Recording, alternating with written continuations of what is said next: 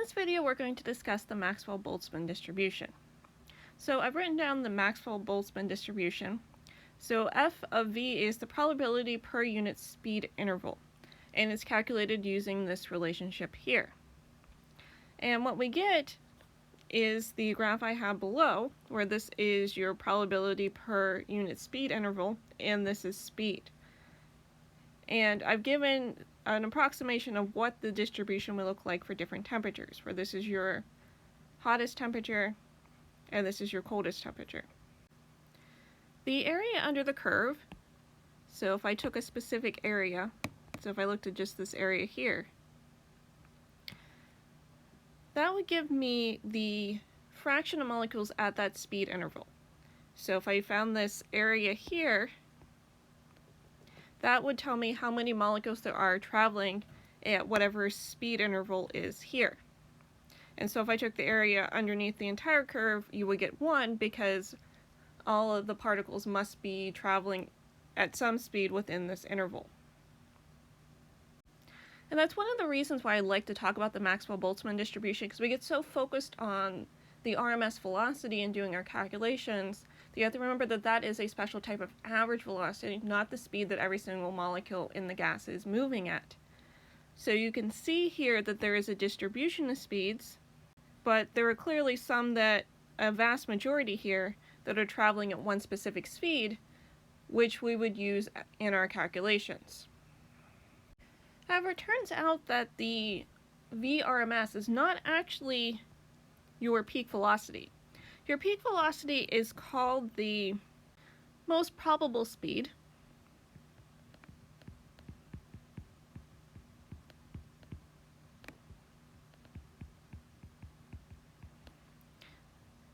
and it's calculated.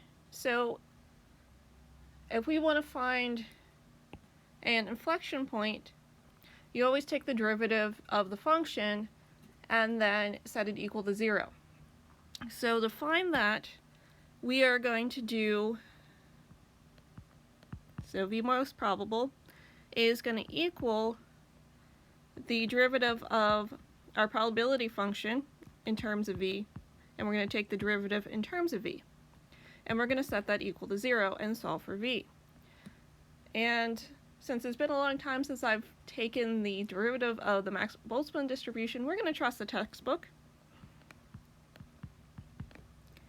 and find that it equals the square root of 2 times the Boltzmann constant times the temperature divided by the mass of the particle. And that would be the velocity at the actual peak of the distribution. The other type of velocity we can calculate is an actual average velocity. Because we're actually considering speed here and not velocity, we can get away with this because we have only positive values because we're not considering direction. And we could find this by taking the integral from 0 to infinity of velocity times our probability function.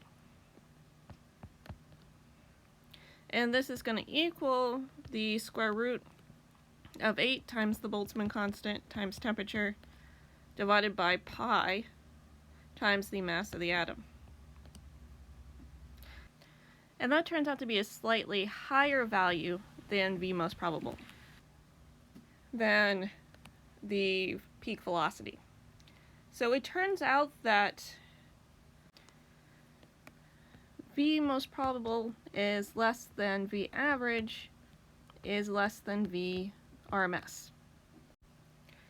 Alright, so let's talk about the effect of temperature, which we can see here in the graph, where at a lower temperature you have more of your molecules moving at the same speed, so the peak is sharper, compared to at a higher temperature where there's more of a spread, but they're all moving at higher speeds.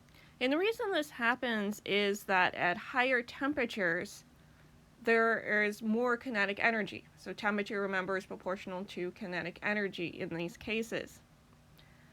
So the higher the temperature, the more kinetic energy available to all of the gas molecules, so you get the entire spread of them moving at higher speeds, compared to at a lower temperature where there isn't as much kinetic energy in the system, so you get them all concentrated at a lower velocity.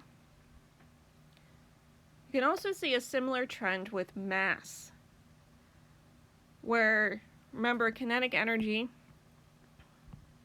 we said, is proportional to temperature, but we have to remember kinetic energy here is 1/2 mass velocity squared. So at the same temperature, you're going to have the same amount of kinetic energy. So you're looking at the idea then that mass and velocity are going to be inversely proportional to each other.